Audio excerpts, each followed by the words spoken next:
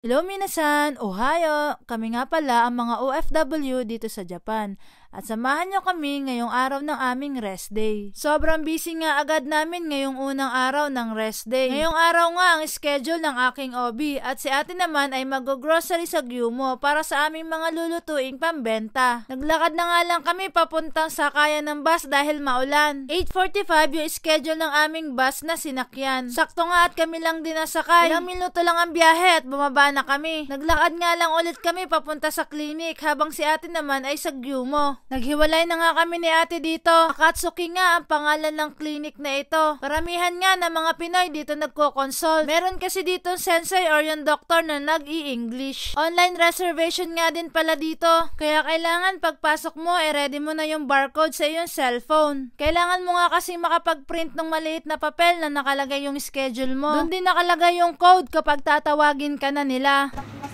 はい、薬ですか？はい、はい、同じ。はい。血圧測れますか？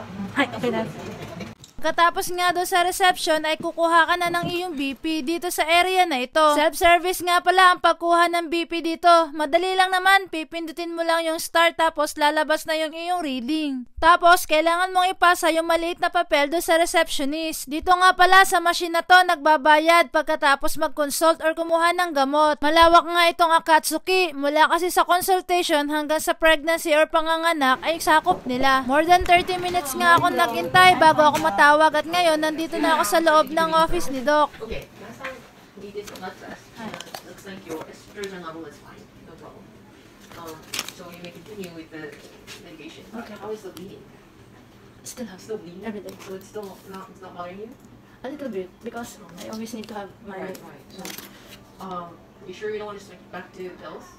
Mabilis nga lang akong kinausap ni Doc dahil kukuha lang ako ng gamot. Pero dahil nga hindi pa nawawala yung aking concern, pinalitan niya yung aking iinumin na gamot. Pumayag na nga rin ako at kumuha ko ng pang 3 months. After nga kay Doc, dumiretso kagad ako ng toilet kasi nga ihing-ihi na ako. Itutur ko na rin kayo dito. Sobrang linis ng toilet nila dito. Walang kalat at wala ring mga wisik-wisik ng tubig. Tapos yung loob ng mismong cubicle ay napakalinis din. Hindi rin nga nawawalaan ng tissue dito. At syempre, high-tech din yung kanilang mga toilet. Yung basurahan naman nila, sensorized. Itapat mo lang palad mo, bubukas na. Ito naman yung pipindutin kapag maghuhugas ka at ito naman ang pipindutin kapag magpa-flush ka na. After ko nga mag-CR, natawag naman ako kagad para sa payment. Kaya naman, pumunta na kagad ako dito sa payment booth. Hindi na mahirap magbayad dito dahil may English version yung machine. Kailangan mo nga lang ulit ihanda yung barcode na nasa application sa cellphone mo. Cash or credit card ang pwede mong ipambayad dito.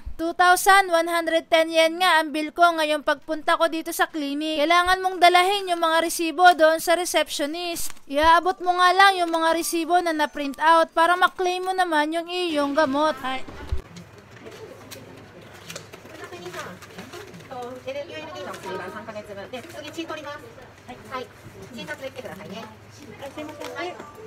I-explain din sa'yo kung paano mo iinumin yung mga gamot na ibinigay sa'yo. 11 na nga kami nakatapos, kaya pumunta muna kami dito sa Moss Burger at dito na kami magla-lunch. 12:20 pa kasi yung pinakamaagang bus na pwede namin masakyan pa uwi. Dahil nga hindi pa rin kami nakakakain dito sa Moss Burger, kaya naman gusto namin ditong itry. Pagpasok nga namin ay halos kami lamang ang tao. Direktang order pala muna dito bago umupo sa table. Dahil hindi namin alam kung anong aming o-orderin, pinili na lang namin yung kanilang bestseller na burger. After nga naming umorder ay naghanap na kami ng maganda-gandang pwesto. Medyo lumang style nga ang Moss Burger na ito. Tapos may mga counting decoration din sila. Medyo natagalan nga lang kami sa pagsiserve nila pero sulit naman nung dumating yung aming order. Hindi na nga rin namin alam kung anong pangalan ng burger na in-order namin. Basta sabi namin yung bestseller. Kaya naman eto kami at chibuga na. Set na nga rin yung in-order namin kaya may kasama na siyang french fries. Nag-add lang kami ng fried chicken at saka onion ring. Medyo na-miss ko nga ang onion ring. Ito nga yung burger ko, parang may tomato sauce. Ito naman yung kay ate, yung may cheese. Malaki nga ang burger nila at napakadaming sauce. Masarap din nga yung patty. Sa sobrang dami nga ng sauce ay nagkalat na sa mukha ko. Pero in fairness naman, masarap talaga yung burger nila. Ito naman yung drinks ko